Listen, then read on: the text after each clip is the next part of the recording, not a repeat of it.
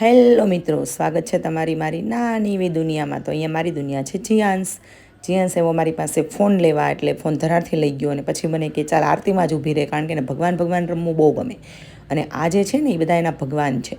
અને ઝાલર વગાડે અને માંડ્યો આરતી કરવા, અને મને પણ ઊભી રાખી દીધી. પછી ટ્યુશનવાળા આવી ગયા ટ્યુશન માટે, તો ટ્યુશન બધાને કરાવતો તાન સાથે મેં જીયાંશને હોમવર્ક કરવા માટે બેસાડી દીધો. બહુ અઘરું ડ્રેસિંગ આવે. આવું તો હું જુનિયરમાં ભણતી ત્યારે મને આવડતું નહોતું, અને જીયાંશ જેવા કલર પૂરે છે ને એવા તો મને આવડતાય નહોતા. એટલે સારા જ કલર કહેવાય આપણા કરતાં તો ઘણાય. સાંજની રસોઈમાં આપણે બનાવી નાખી વઘારેલી ખીચડી, કારણ કે મમ્મીને એ લોકોને બનાવવાનું હતું. કારેલાનું શાક આપણને બહુ ભાવે નહીં. પછી અહીંયા મેં જોયું ને તો મને લાગતા હતા જાંબુડા છે, પણ મેં ટેસ્ટ કર્યો ને તો આલુ હતા. બહુ જોરદાર ટેસ્ટ હતો, પણ એવું લાગ્યું કે કદાચ એ હાઇબ્રિડ હશે.